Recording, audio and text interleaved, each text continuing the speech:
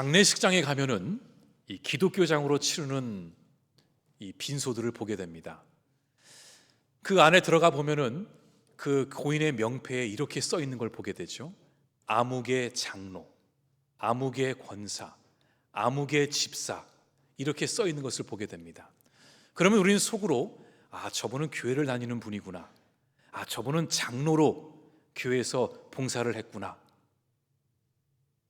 그런데 어쩌다가 보면은 이 빈소에 기독교장으로 치르는데 거기에 아무개 성도라고 써 있을 때가 있습니다. 그럼 사람들은 속으로 이렇게 생각을 합니다. 저 사람은 성도라고 쓴 것을 보니까 교회는 다녔지만 별로 교회에서 한 게 없나 보다, 그래서 그냥 성도라고 썼나 보다, 이렇게 생각을 우리가 할 때가 있습니다. 우리가 그렇게 생각을 하게 되는 이유는 언제부터인가 한국교회 안에서 이 직분이 교인을 평가하는 잣대가 되어버렸습니다. 직분이 있으면 교회에서 뭔가를 중요한 것을 많이 하는 사람으로 여기고, 그 직분이 없으면 아무것도 안 하는 것으로 우리는 생각을 했습니다. 심지어 어떤 사람들은 교회에서 받는 직분이 계급인 줄 알고 장로가 맨 위에 있고 집사가 맨 아래에 있는 그런 식으로 생각하는 사람들도 더러 있습니다. 아마도 그 이유는 우리가 워낙 유교 사상에 있었다 보니까 한국교회가 처음 들어오면서 그 직분을 그렇게 바라보았던 것 같습니다. 그런데 여러분, 교회에서 허락하는 모든 직분에는 높고 낮음이 없습니다. 없어야 합니다. 왜냐하면 교회는 직분을 우리가 허락하는 이유는 모든 교인들이 주어진 은사대로, 성품대로, 달란트대로 쓰임받기 위해 그 직분을 허락하는 것입니다. 은사 중심적으로 나아가는 거죠. 그래서 여러분, 예를 들어서 목사가 되지 말아야 할 사람이 목사가 되면 교회가 굉장히 힘들어집니다. 장로가 아닌 사람이 장로가 되면 교회가 힘들어질 수 있습니다. 예를 들어서 그렇다는 겁니다. 그래서 직분은 정말로 우리에게 주어진 은사대로, 은사 중심대로 하나님이 쓰시고자 허락하는 것임을 우리는 기억해야 할 것입니다. 그런데 그러다 보니까 우리는 이 성도라는 타이틀이 갖고 있는 그 귀한 의미를 잊어버리게 되었습니다. 여러분, 성도의 진짜 뜻이 무엇인지 아십니까? 그냥 교회만 다니는 사람을 우리가 성도로 부르는 것이 아닙니다. 그거는 그냥 교회에 방문한 사람, 예배 출석하는 사람, 이렇게 우리가 여겨야지, 성도의 진짜 의미는 그것이 아닙니다. 성경에서도 이 성도라는 단어가 곳곳에 등장을 합니다. 주로 사도 바울이 그 교회들에게 보냈던 편지들, 그 서신들의 이 성도란 단어가 나옵니다. 로마서 1장 7절에 보면 로마에서 하나님의 사랑하심을 받고 성도로 부르심을 받은 모든 자에게. 고린도전서 1장 2절입니다. 고린도에 있는 하나님의 교회 곧 그리스도 예수 안에서 거룩하여지고 성도라 부르심을 받은 자들과. 에베소서 1장 1절 하나님의 뜻으로 말미암아 그리스도 예수의 사도된 바울은 에베소에 있는 성도들과. 이처럼 바울은 각 도시마다 세워진 교회들 안에 예수를 믿는 그 모든 사람들을 성도라고 이렇게 불렀습니다. 이 성도라는 단어의 원래 그 뜻, 원래 그 헬라어 단어를 보면은 왜 사도 바울이 이 성도의 단어를 이렇게 사용했는지 알게 됩니다. 이 성도라는 단어를 헬라어로 보면은 이 하기오스라는 뜻입니다. 하기오스. 이 뜻은 거룩하다, 구별되었다라는 뜻입니다. 그런데 이 단어를 영어로 번역을 하면 세인트가 됩니다. 예를 들어 성 베드로 교회 들어보셨죠? 그 성이 바로 이 세인트입니다. 근데 이 세인트를 다시 한국어로 번역하면 성자가 됩니다. 이 네 개의 단어는 모두 동일한 의미를 갖고 있습니다. 성도, 하기오스, 세인트, 성자, 이 뜻은 거룩하다, 구별되었다, 이런 뜻을 갖고 있죠. 그래서 성도는 단순히 교회를 출석하는 사람을 의미하는 것이 아닙니다. 성도는 하나님께 속한 사람이며 하나님을 위해 따로 구별된 자, 그 사람이 바로 성도입니다. 성경은 이 성도의 정체성을 이렇게 말합니다. 성도는 그리스도께서 십자가에서 자신의 피로 값을 치르고 사신 자이며 세상으로부터 구별해 자신의 소유를 삼으신 사람이다. 이 말은 아주 중요한 진리를 갖고 있습니다. 성도가 된다는 것은 내가 무엇인가를 이루었기 때문에 주어지는 것이 아닙니다. 성도는 하나님께서 우리를 먼저 택하시고 예수 그리스도의 그 십자가의 사건을 통해서 우리에게 새로운 정체성을 주신 것입니다. 그러니까 하나님께서 예수의 피로 구원받은 모든 사람들을 부르셔서 한 사람 한 사람에게 성도라는 그 귀한 타이틀을 주신 것입니다. 성도, 하나님 안에서 구별된 사람, 거룩한 사람, 하나님께 속한 사람, 예수 그리스도의 보혈의 피로 말미암아 새로운 생명을 얻은 자, 그 자가 바로 성도입니다. 그렇다면 성도는 어떻게 살아야 할까요? 성도로 부름받았으니까, 성도의 정체성을 받았으니까 거기에 걸맞는 삶을 살아야 되지 않겠습니까? 이 바울이 보낸 여러 편지들을 보면은 그 역시 이 질문에 대해서 굉장히 깊게 고민했음을 알게 됩니다. 사도 바울이 가는 곳곳마다 교회를 세우고 믿음의 사람들을 공동체로 만들었습니다. 그리고 바울은 이 사람들에게 교회의 성도로 살아가는 것이 무엇인지, 성도의 역할이 무엇인지, 성도의 삶이 무엇인지를 가르쳐 주고자 했습니다. 사도 바울은 그의 모든 편지에서 이렇게 성도의 의미를 이야기했습니다. 성도로 부르심을 받은 자는 그 부르심에 합당하게 살아야 한다. 맞는 말이죠. 그냥 우리에게 성도의 타이틀을 준 것이 아닙니다. 교회 다니니까, 출석했으니까 성도가 되는 것이 아니라 성도로 특별하게 부름을 받았기에 성도답게 살아야 함을 말했던 것이지요. 우리 교회의 목회 철학 중에 하나도 성도가 성도답게입니다. 부르심을 받은 대로 그 부르심에 따라 살아가야 한다는 것이지요.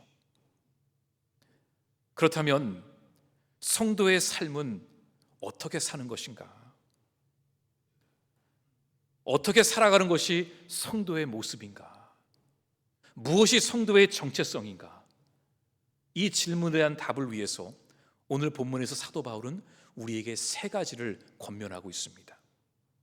먼저는 모든 성도는 항상 기뻐해야 합니다. 그런데 이게 현실적으로 가능할까요? 오늘 4절 말씀입니다. 주 안에서 항상 기뻐하라. 살면서 항상 기뻐할 수 있다면 너무 좋을 것 같아요. 그런데 인생이 그렇지가 않습니다. 물론 기쁜 날도 있고 감격도 있고 인생의 의미를 찾는 순간들도 있습니다. 그런데 많은 경우 우리의 인생 가운데 어렵고 힘들었던 그런 순간들이 더 많을 때가 있습니다. 그런데 어떻게 항상 기뻐하죠? 이럴 때만 기뻐해라, 이게 아니라 주 안에서 항상 기뻐해라. 어떠한 상황이 찾아와도 기뻐해라. 이게 가능할까요? 어떤 분은 이 말을 듣고 속으로 에이, 교회니까 맨날 그런 말 하지. 너무 비현실적인 걸 아니야? 내 마음이 지금 무너지고 있고 앞길은 안개로 보이지도 않고 감당하기 어려운 고난들이 막 물밀듯이 찾아오는데 어떻게 항상 기뻐할 수 있을까? 그런데 우리가 한 가지 기억해야 할 것이 있습니다. 지금 사도 바울이 이 빌립보서 편지를 썼을 때에 어디에서 썼냐면은 로마의 어느 한 감옥에서 이 편지를 썼습니다. 이게 로마의 옥중 서신입니다. 지금 본인은 언제 풀려날지 모릅니다. 내일 죽을 수도 있고 영원히 감옥에 있어야 할 수도 있습니다. 그런 상황 속에서 사도 바울은 이 고린도 교인들에게 항상 주 안에서 기뻐하라 그랬습니다. 왜 그랬을까요?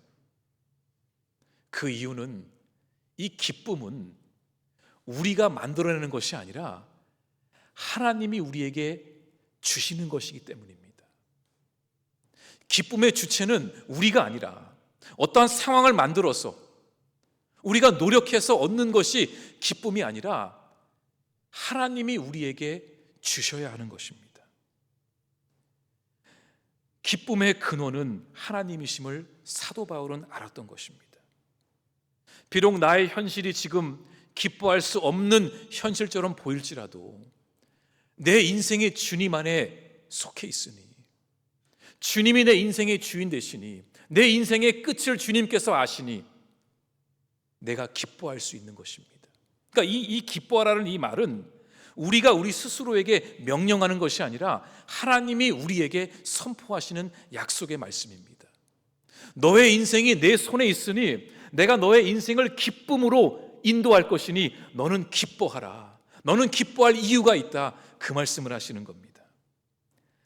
지금 이 순간에도 나를 인도하고 계시며 나의 모든 시간과 공간을 다스리시는 주권자가 하나님이심을 믿는 것.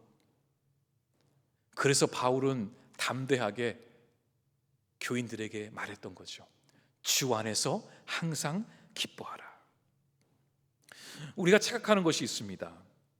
항상 기뻐하라는 말을 우리는 마치 우리의 감정을 억누르고 상황을 무시하고 무조건 웃으라는 명령으로 들을 수 있지만,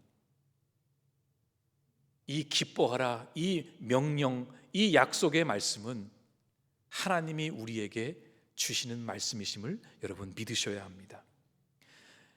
지금은 앞이 보이지 않고 눈물이 흐를지라도 하나님이 내 인생을 붙들고 계심을 내가 알기에, 내 인생의 끝을 주님께서 아시기에 내가 기뻐할 수 있습니다. 지금은 현실이 감옥 같을지라도 하나님께서 나의 삶을 설계하고 계심을 내가 알기에 나는 흔들림 없이 기뻐할 수 있습니다. 하나님의 손길이 오늘도 나를 붙들고 계심을 내가 알기에 그럼에도 불구하고 매 순간마다 기뻐할 수 있습니다. 하나님이 내 인생을 붙들고 계시기에, 지금도 다듬어가고 계시기에 우리는 주 안에서 마음껏 기뻐할 수 있는 것입니다. 여러분, 절대로 눈앞에 보이는 것이 전부임을 믿지 마십시오. 현실을 부정하라는 것이 아니라 우리는 믿음의 눈으로 하나님이 하시는 일들을 바라보며 나아가는 성도들입니다. 두 번째는 바울은 모든 성도는 관용을 베풀어야 한다 그랬습니다. 5절 말씀입니다. 너희 관용을 모든 사람에게 알게 하라. 이 관용이라는 단어의 사전적 의미는 남의 잘못이나 결점을 너그럽게 받아들이고 용서하는 태도입니다. 예를 들어서 그는 실수한 동료를 관용으로 감싸 주었다. 그럴 때 우리가 쓰는 단어입니다. 그래서 처음 이 말을 들었을 때에 관용을 알게 하라는 뜻이 그냥 믿는 자니까, 그리스도인이니까 주변 사람들에게 너그럽게 대해라, 이렇게 받아들였습니다. 그리고 속으로 당연히 믿는 자니까, 그리스도인이니까 그렇게 하는 것이 맞지 생각을 했어요. 그런데 이 말씀을 가만히 들여다보면서 그 묵상 가운데 지금 바울이 말하는 관용에 대한 관용은 단순한 도덕적 태도를 넘어서 그 안에 더 깊은 뜻이 담겨 있음을 알게 되었습니다. 이 바울이 이 빌립보서를 쓸 때에 이제 헬라어로 이 편지를 썼습니다. 그는 히브리 사람이었지만 이 헬라어에 능통했기 때문에 그 당시에 초대교회 많은 교인들은 히브리어를, 모국어를 잊어버리고 헬라 문화권 속에서 헬라어가 더 편했던 사람들이 많았습니다.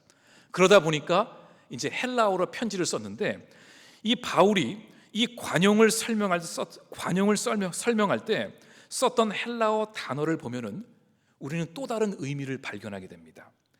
그때 바울이 썼던 단어가 이 에피에이케스라는 이 헬라어 단어입니다. 이거는 두 단어가 합쳐진 단어인데 두 가지의 의미를 갖고 있습니다. 하나는 자기 권리를 끝까지 주장하지 않고 부드럽고 절제된 태도로 반응하는 것.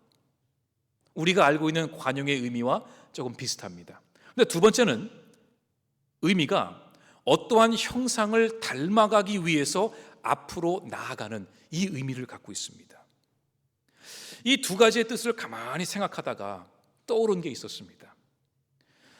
이 성경에 나오는 인물들 중에 자기의 권리를 끝까지 주장하지 않고 부드럽고 절제된 태도로 행동하신 분이 있었는데 그분이 누구셨죠?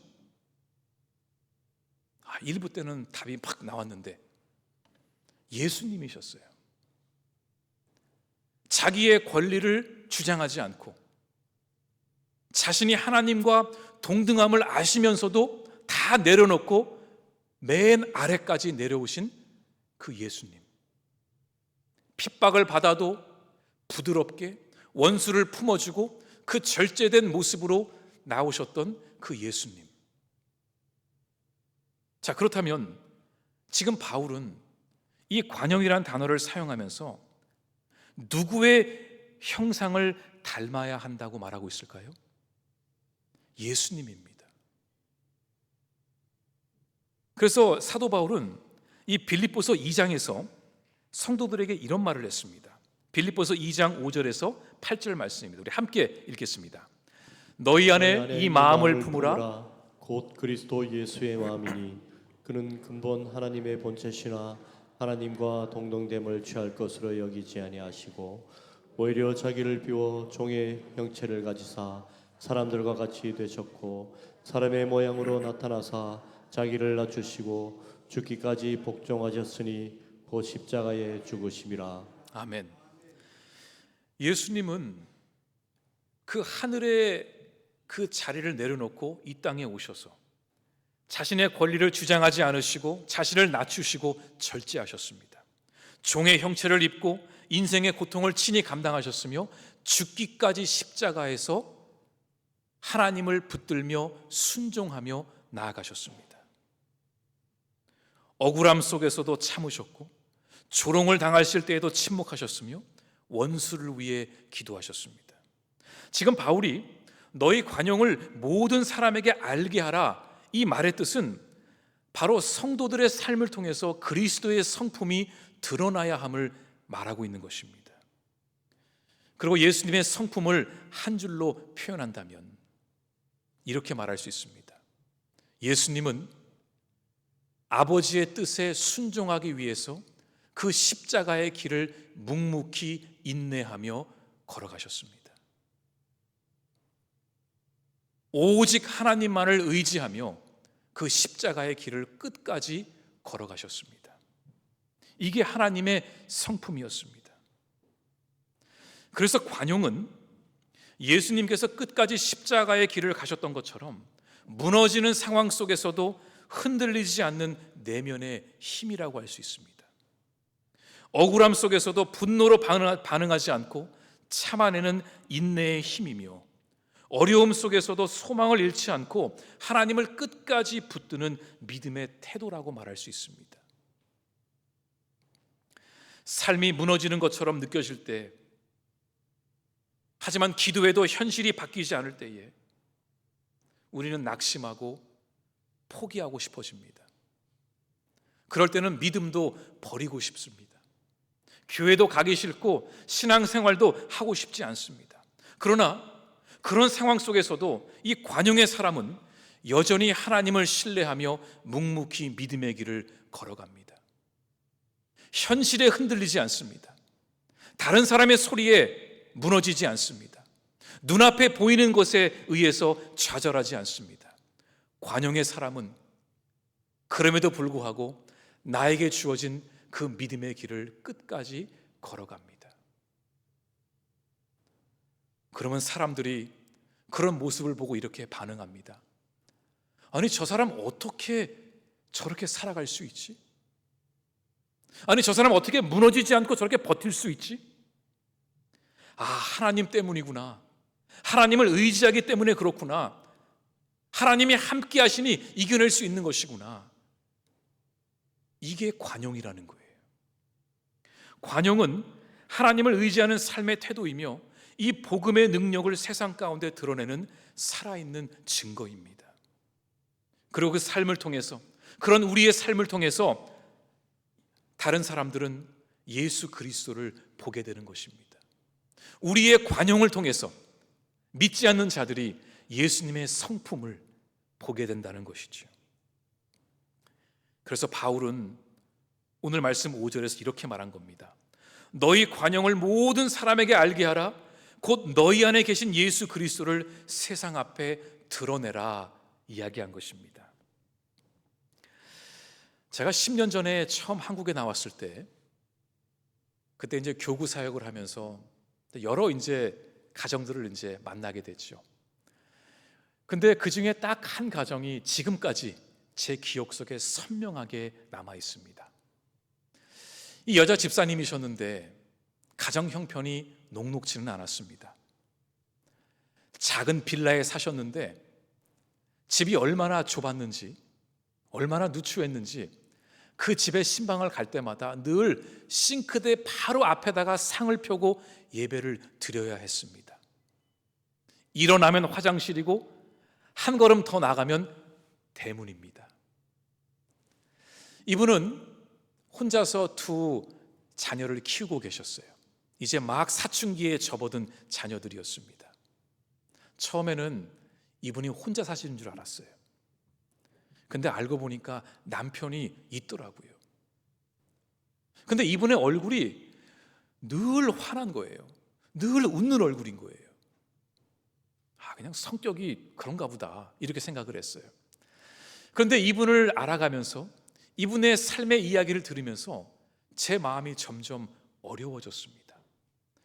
남편이 분명히 있는데 저기 지방에 가서 일을 한다라는 거예요. 그래서 1년에 한 번 집에 올까 말까래요. 거기까지는 괜찮아요. 그런데 문제는 이 남편이 집에 돈을 안 보내는 거예요. 자기가 번 거 다 자기가 쓰고 가정은 내팽겨치고 혼자 그렇게 지방을 막 다니며 살아가는 거예요. 이 아내분은 그거를 알면서도 혼자서 나가서 일을 하고 집안을 챙기고 관리비를 내고 아이들 교육을 시키고 그렇게 살아가시는 거예요. 제가 이분을 거의 7년 넘게 알고 지냈으니까 매년마다 그 이야기를 계속 들었죠. 신방 갈 때마다. 근데 이분의 얼굴은 늘 화내요. 얘기를 할 때마다 아유 하나님 감사합니다. 하나님 감사합니다. 저는 괜찮아요. 그리고 늘 예배의 자리에 나와 확 눈물로 기도하고 또 일상으로 돌아가 환하게 웃으며 이렇게 살아가는 분이셨어요. 어느 날 남편이 집에 돌아왔대요. 얘기를 들어보니까 혼자 그러고 살다가 병이 든 거예요. 병이 드니까 집이 그리웠겠죠. 집으로 돌아왔습니다. 이 아내는 그 남편을 환하게 맞이해 주었어요. 그런데 어느 날 이 남편의 전화기를 이렇게 어떻게 하다가 보게 됐는데 그 전화기 속의 사진들과 동영상을 어떻게 보다가 이 남편의 외도 사실을 알게 됐어요. 아, 여자가 있었구나. 그래도 아무 말 하지 않았대요. 그리고 어느 날 이 남편이 일어나서 산책을 나갔어요. 근데 안 돌아오는 거예요. 시간이 지나도. 나중에 알고 보니까 이 남편이 산책을 나가서 공원 의자에 앉아 있다가 심장마비가 와서 거기서 즉사한 거예요. 제가 그 이야기를 듣고 그분의 장례를 이렇게 치르면서 야, 이렇게 불쌍한 인생이 있을까 생각이 들었어요. 그래도 이분은 늘 얼굴에 웃음이 있는 거예요. 그런데 저는 그때 속으로 야, 이제 우리 집사님이 새로운 출발을 할 수 있겠구나 이런 기대감이 있었는데 더 절망적인 소식이 들려온 거예요. 암에 걸렸다라는 거예요. 근데 그럴 수밖에 없는 게 그렇게 속이 타들어갔을 텐데 암이 안 걸리는 게 이상하지 않습니까? 암 투병을 하면서도 또 일을 나가야 되는 거예요. 애들은 점점 크고 있죠. 학교도 보내야 되죠. 그렇게 7년을 제가 그분을 지켜보다가 그 뒤로는 이분을 못 보게 됐어요. 그리고 2년 전에 이분을 다시 만나게 됐는데 놀라운 소식들을 제가 들은 거예요. 암투병도 거뜬히 이겨냈고, 아들, 딸 다 대학 졸업하고 직장 구하고, 큰애가 결혼을 해서 애를 낳았대요. 자기 할머니가 됐대요. 살던 집도 어떻게 다 정리가 돼서 조금 더 큰 곳으로 또 이사를 갔대요. 여전히 그분의 얼굴에는 그때 제가 처음 봤던 그 미소가 그대로 있어요. 늘 환한 얼굴이에요.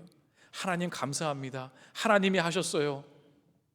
저는 처음에 그런 모습을 보고 이분 이러다가 이거 왕따 되는 거 아니야? 이거 주변 사람들이 이거 보고 뭐라고 생각하지? 늘 웃고 있으니까, 늘 하나님 이야기 하니까. 그런데 이분의 그 마지막 소식을 제가 들었을 때 제 마음속에 우리 하나님은 정말 정의로운 하나님이시구나. 우리 하나님은 정말 약속을 지키시는 분이시구나. 이 딸을 하나님은 그냥 두지 않으셨구나. 그리고 더 나아가서 더 놀라운 것은 이분 옆에 사람들이 많이 있었잖아요. 지난 10년간. 이분의 그 모습을 보고 그 어떠한 상황 속에서도 하나님을 의지하며 믿음을 버리지 않고 끝까지 묵묵히 걸어가는 그분의 관용을 보면서 주변 사람들은 하나님이 살아계심을 깨닫게 된 거예요. 말로 믿으라 한다고 되는 것이 아니더라고요. 어쩔 때는 내가 삶으로 내가 믿는 하나님이 누구신지, 나의 힘의 원천이 어디서부터 오는지, 우리 하나님이 누구신지를 내가 삶으로 고백할 때, 그 관용을 보여줄 때에 우리 주변 사람들은 우리를 통해 예수님을 바라보게 됩니다. 그런 의미에서 사도 바울은 성도는 관용을 드러내야 한다고 말한 것이죠. 마지막으로 믿음의 성도는 염려하지 말아야 합니다. 6절입니다. 아무것도 염려하지 말고. 이 말씀도 조금 비현실적으로 들릴 수 있습니다. 어떻게 사람이 살면서 염려도 없을 수 있냐고, 그게 인간이냐고 그럴 수 있습니다. 근데 여기서 말하는 염려하지 말라, 이 뜻은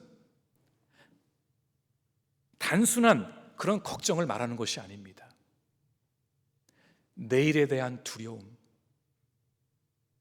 실패에 대한 두려움, 그 두려움을 말합니다. 나 이제 어떻게 살아가지? 이거 어떻게 해결하지? 우리의 힘으로 감당할 수 없는 그런 문제들, 그런 걱정들 앞에 서 있으면 우리 안에 염려가 막 찾아옵니다.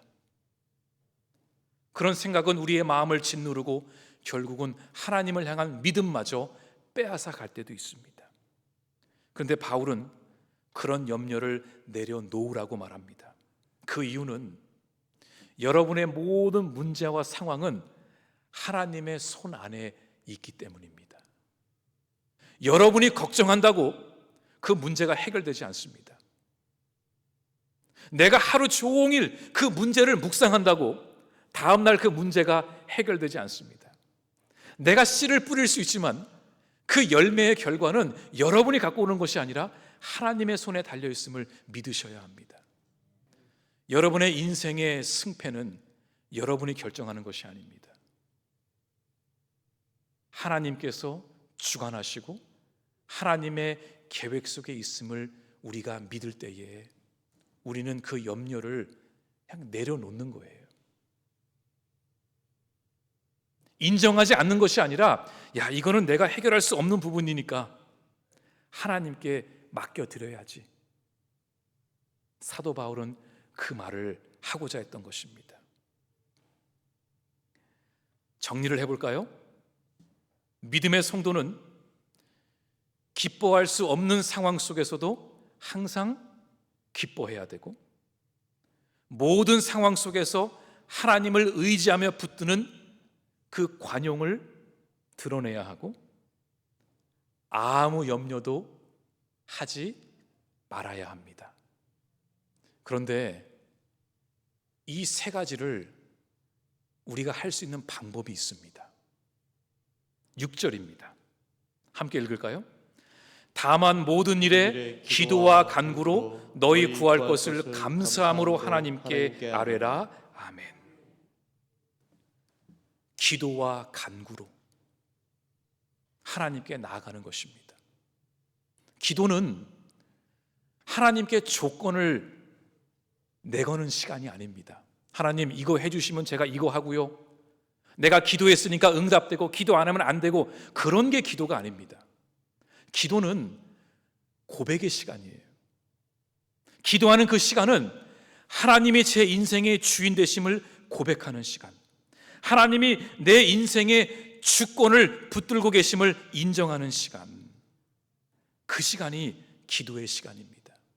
그러니까 하나님을 의지하는 법을 배우는 시간이 기도 시간인 거예요.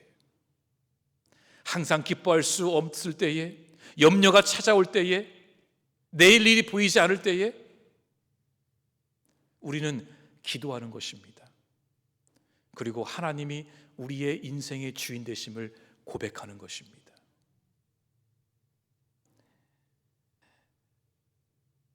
어제 제가 좀 늦은 저녁 시간에 크로스로드에서 하는 알파 성령 수양회를 좀 다녀왔습니다. 간 이유는 우리 교인들 중에 지금 성령 그 알파를 듣고 계신 분들이 계시고, 또 어제는 다 같이 모여서 이제 성령 수양회를 갖는 시간이었습니다. 어제 우리 운정교회 식구들, 또 이 주변에 있는 여러 크고 작은 교회들에서 온 성도들, 또 우리 교인들 6명이 함께 이제 성령 수양회를 했습니다. 저의 임무는 마지막에 가서 그 기도 시간에 저에게 맡겨진 분들을 위해 제가 이제 안수기도 해주는 시간이 있었습니다. 근데 저는 사실은 그분들을 다 알지는 못합니다. 내가 이분들을 위해 무엇을 기도해야 할까? 혼자 묻기는 했지만 속으로는 하나님이 그 사람 앞에 서면 하나님이 기도할 제목을 가르쳐 주시겠지, 그런 마음으로 한 분 한 분 안수기도를 해드렸습니다. 근데 어저께 참 제가 신기했던 것은 제가 그 모든 분들을 위해 동일하게 기도했던 것이 있었어요. 하나님, 이 형제 자매의 귀를 열어주셔서 하나님의 말씀을 듣고 믿게 해 주십시오. 결국은 의심이 자꾸 찾아오니까 항상 기뻐하지도 못하고 염려도 내놓지 못하고 그러고 사는 거 아닙니까? 하나님, 이 형제의 귀를 그냥 뚫리게 하셔서 말씀이 그냥 쏙쏙 들어가게 해달라고 그렇게 아예 그 사람 귀에다 대놓고 기도를 했어요. 그랬더니 그 기도를 마친 후에 이 사람들이 그냥 막 홍해가 갈라지듯이 막 쫙 하고 쓰러진 게 아니라 그냥 가만히 기도를 듣고 있더라고요. 귀가 열리고 입술이 열려서 말씀을 듣고 하나님께 기도하게 할 수 있는 그런 기도의 용사가 되게 해 주십시오. 그리고 기도했어요. 하나님, 우리 풀향기 교회의 모든 성도들도, 여러분도 성도입니다. 우리 풀향기 교회의 모든 성도들의 귀가 열려서 선포되는 말씀을 듣고 의심하지 않고, 그래, 주님이 계시니 항상 기뻐해야지, 하나님이 계시니 염려하지 말아야지, 내 인생 가운데 예수 그리스도의 그 성품을 드러내야지,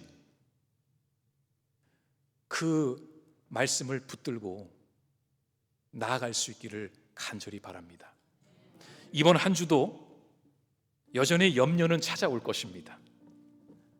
그런데 여러분, 오늘 들은 말씀을 꼭 기억하시고 염려 내려놔야지, 염려 내려놔야지. 기쁜 일이 없어 보여도 하나님 계시니까 내가 기뻐해야지. 그리고 가는 곳곳마다 하나님, 저의 삶을 통해 오직 예수 그리스도만이 드러나게 해 주십시오. 이런 믿음의 고백과 결단과 믿음을 가지고 이번 한 주도 살아갈 수 있기를 간절히 바랍니다. 같이 기도하겠습니다. 하나님, 우리의 인생을 통해 오직 예수 그리스도의 성품이 나타나게 하여 주시옵소서. 기뻐할 수 없는 상황 속에서도 주님이 우리의 인생의 주인 되심을 믿으며 기뻐하게 하시고, 모든 염려, 두려움, 낙심 내려놓고 하나님이 우리의 삶의 주권자이심을 믿으며 선포하며 나아가는 믿음의 성도들 되게 하여 주시옵소서. 이번 한 주도 영적 싸움에서 승리하게 하시고, 말씀과 기도와 간구로 주님이 허락하시는 평안을 누리게 하여 주시옵소서. 우리 시간 말씀을 붙들며 함께 결단의 기도 드리겠습니다. 하나님 아버지, 우리 안에 여전히 염려와 불안과 두려움이 찾아올지라도 주의 말씀을 붙들며 하나님이 우리의 인생의 주인 되심을 믿으며 담대하게 나아가게 하여 주시옵소서. 항상 기뻐하라 말씀하셨습니다. 염려하지 말라 말씀하셨습니다. 너희의 관용을 베풀라 말씀하셨습니다. 하나님, 우리 모두가 성도답게 살아갈 수 있도록 우리에게 힘과 능력을 더하여 주시옵소서. 우리의 인생을 주관하여 주시옵소서. 우리의 인생을 인도하여 주시옵소서. 날마다 말씀과 기도로 승리하는 우리 프리한교회의 모든 성도들 되게 하여 주시옵소서. 이 모든 말씀 예수님 이름으로 기도드립니다. 아멘.